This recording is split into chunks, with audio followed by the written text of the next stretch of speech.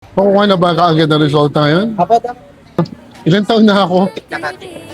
Blood type, tsaka uric acid. Dito, Bias, sumigaw ka na pala ka. Dahil na. Yan, para makibahagi tayo sa celebration ng 21 years. Magpapa-blood type tayo. Pati yung tingnan si Doc. Kasi, yan na. Yan na, Tita Maldits. Masakit po yan. Talaga. Relax lang po, Doc. Relax lang po. Hinga po ng malalim. Yan. Kabahagi sa 21 years.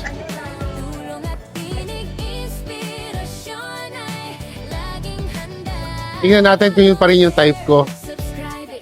Nag-iisang type. Time po. Nag-iisa pa rin time. Konting interview kay Ma'am Cynthia.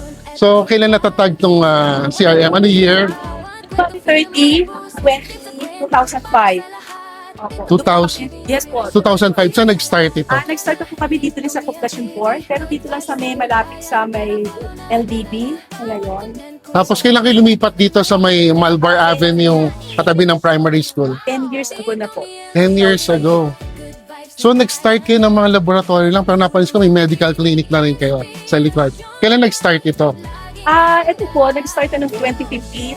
Meron na po tayo multi-specialty clinic with doctors po, like specialty doctors, like internists, OB-GYN, pedia, dentist, may ortho po tayo at mga urology o neurologist. So, everyday meron. Yes po, especially po yung ating GP na everyday, Monday to Saturday, 8 to 12 po yung ating doctors. So yung iba po, complete naman din po yung ating mga procedures like yung mga ECG, X-ray, 2D echo, blood chem, wellness din po.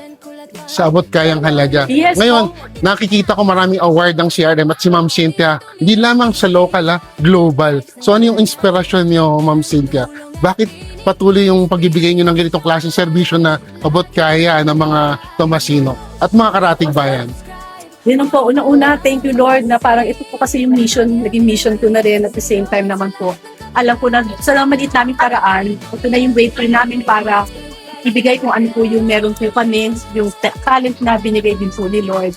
At din po, masaya po kami na marami rin po kami natutulungan sa aming paraan na po na ito. And thank you sa mga kasama ko rin, lalo na yung mga staff ko po, kung wala naman po sila. Wala rin na po kami. Yung kanilang dedication, hard work, loyal, saka po yung magandang servisyo rin po sa tao. Saka thank you po, andito din po, lalo na si Doc kapag may mga naisasama niya po kami sa kanya po mga special na projects at hanggayon.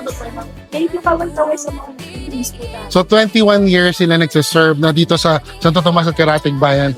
At ang nakakatuwa, kapartner natin sila nung panahon ng COVID-19. Talagang volunteer work.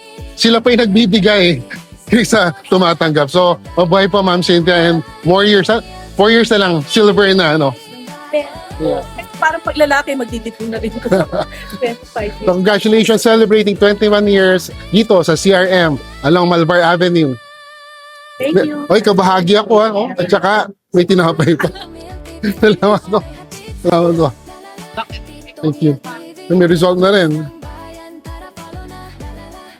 Content, kulat, fun. Tito Miel TV, hatid saya, inspirasyon. Wow! Tito Miel TV, good vibes ng bayan.